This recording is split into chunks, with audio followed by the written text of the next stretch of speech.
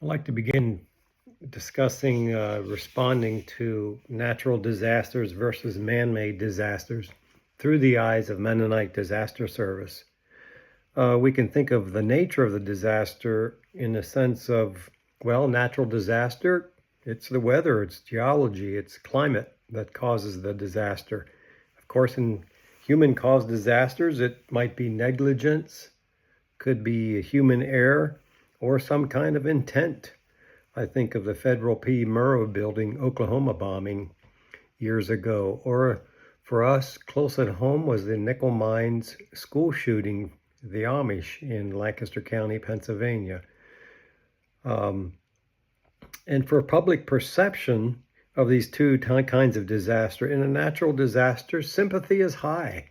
It's like how horrible these folks went through a tornado, earthquake, hurricane, fires. But in a man-made disaster, that public perception can end up being politicized, and it's legally complex, asking what is truth? What happened? Why was the harm? And then from a legal liability perspective, natural disaster, it's who are you going to blame? You're going to blame God? Or maybe it is human error. But often in the case of human-caused disasters, involves investigations, you have lawsuits, insurance complexities, and it's just drug out on and on and on. But in a natural disaster, you begin with the incident and you start repairing and rebuilding. In human-caused disasters, it's hard to know when the incident even stops, of the anger and the turmoil that happens. Programmatically for MDS, we follow a clear response model in natural disasters, as was talked about in Module 2 for disaster cycle. For man-made and human-caused disasters, MDS may have to often work with and partner with legal, environmental groups, trauma support agencies.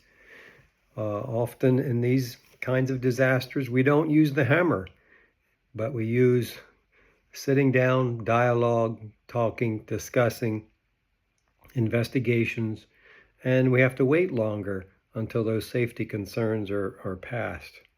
So again, it's focusing less on swinging the hammer and rebuilding, and it's focusing more on community healing or advocacy. That is not to say that some of these disasters, man-made disaster, you might say, like the oil spill in the Gulf. Our partners along the coast in Louisiana pleaded for MDS to come back. No, we couldn't plug the oil well, but they wanted us to come there and emotionally be there with them. And in fact, in the bayous, their water was being, of course, contaminated, and they no longer could fish. They did ask MDS, would you come back and build raised bed gardens? While they couldn't fish, but at least they could work with their hands and have vegetable gardens.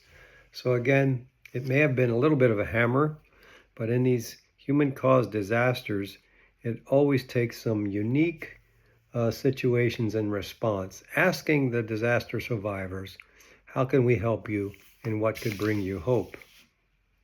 Of course, in mobilizing volunteers for natural disasters, yes, large groups can go in, quickly clean up, rebuild, as I shared earlier.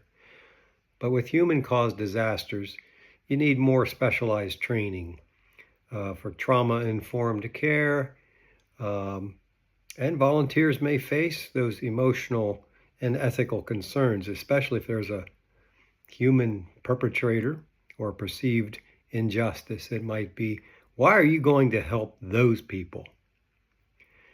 So in these differences, it's always a challenge, and it takes different approaches.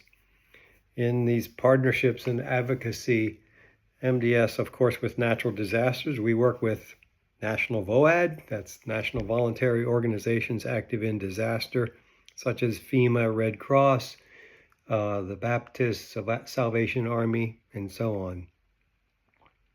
But with human-caused disasters, we may need to work with legal aid groups, as I said earlier, and mental health services or environmental agencies. For human-caused disasters, when we think about ethically or theological reflecting on this, human-caused disasters does require deeper theological framing. And it's around justice issues and forgiveness and human sin.